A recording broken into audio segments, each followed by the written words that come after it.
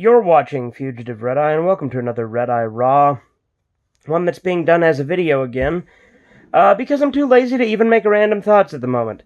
That's not entirely true. I also just didn't want to turn the computer on. Just wanted to get another Redeye Raw done.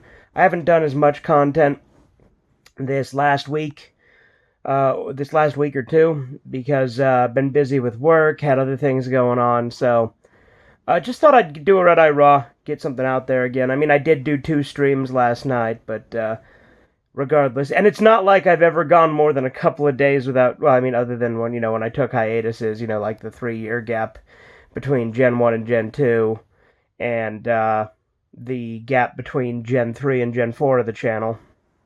But regardless, other than those hiatuses, I typically upload pretty consistently, but even then, when I go a few days without it, it still feels a little off. So we thought we'd get this out. And by we, I mean me, because it's just me. But I wanted to talk about playlists. Now, I've talked about playlists, I think, on this channel before. I've probably done a very similar video to this, maybe even on Redeye Raw before. But it's my channel, so fuck you if you don't like it. Now, I have a lot of series on this channel, and as such, I have a lot of playlists. And those playlists can range in how well they're organized, how often they're updated, the way in which I organize them, things like that, right? By default, YouTube tries to, do this thing where it puts the newest video at the top of the playlist, and I can't stand that. So I typically have to either manually sort them or tell YouTube to sort them by oldest first. Because I feel like if you're watching a playlist, why the fuck would you want to start with the newest thing? If it's like a series, right? If you're watching a series, why would you want to start with the latest episode? It doesn't make any sense to me, right? But in addition to that, there are sometimes different ways that I sort them manually that is not entirely just newest first. Or sorry, not newest first, oldest first. A lot of the times with a playlist, like for instance with Sarge and Friends, right? There were some episodes of Season 2 that were finished way later than they were intended to be uploaded. That being Gary Gatt Origins and The Amazing Super Sham.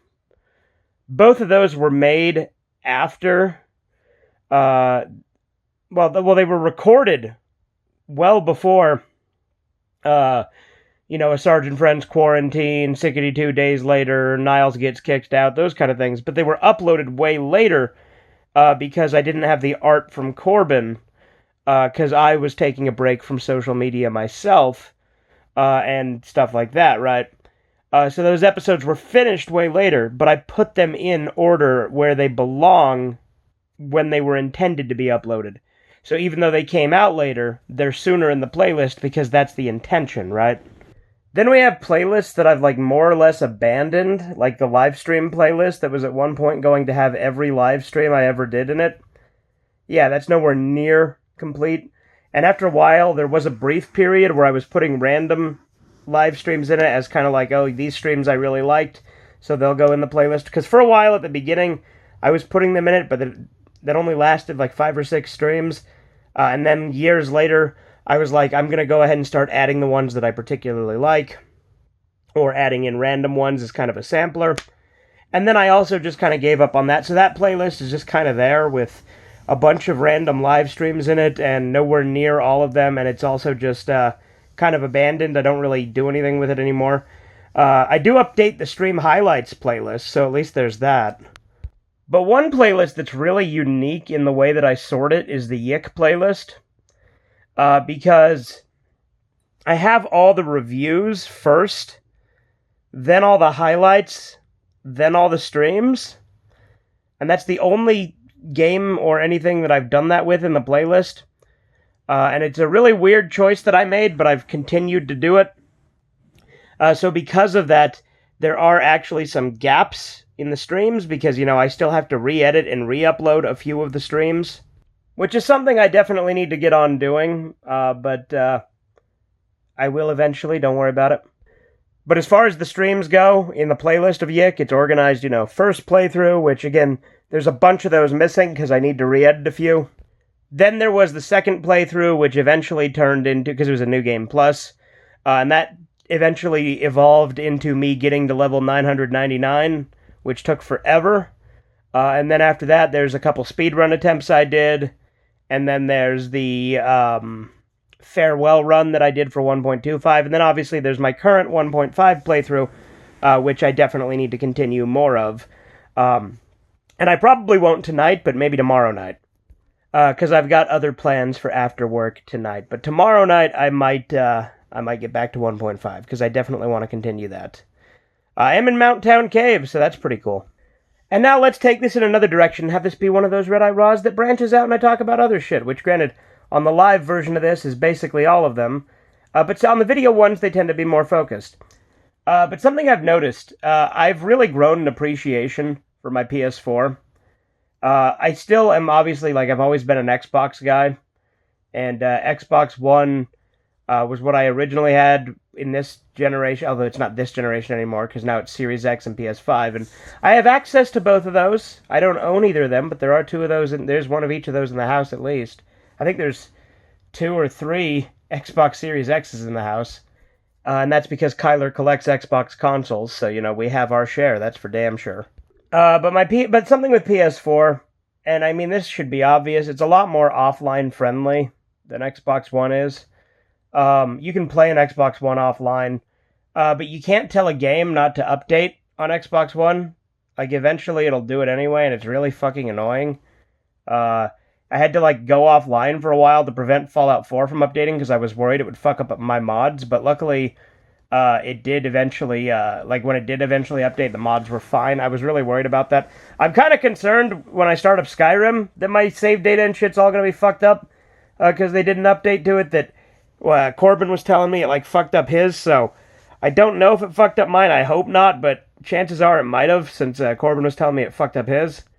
But also, PS4, the DVD player in the Blu-ray player works, it works way better with DVDs. It'll play, bootleg DVDs and, DVDRs that are, print on demand, way better than the Xbox One will.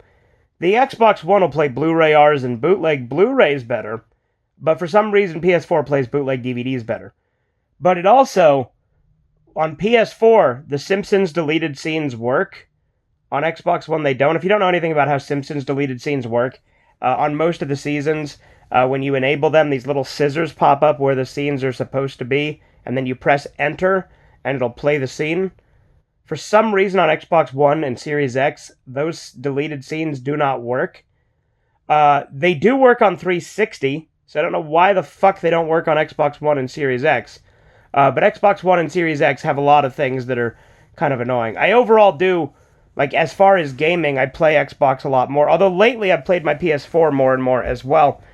But also, PS4 kept making games longer than Xbox One, because the Xbox One Series X ones, I got really pissed off when that Grendizer game said it was for both on fucking Amazon and then wasn't. And the fucking cover art they had for it was inaccurate because it said it was for both. But then when you get it, because that was a pending cover art. So it was really bullshit on that. I'm still going to play that game eventually. I just got to bring one of the Series X's in here to do it. But it's really fucking annoying that I had to go down that route. I know that, for developers and shit, they want to just focus on the new consoles. But the new consoles, it doesn't even really feel like a new console generation. It feels like a 1.5. It just feels like an update. It's just PS1 or PS4.5, Xbox 1.5. It really does not feel like a new generation just because of how first off, it's shorter. It's not, super shorter. In fact, in some ways, it is actually kind of long. Maybe it's not that short of a console lifespan.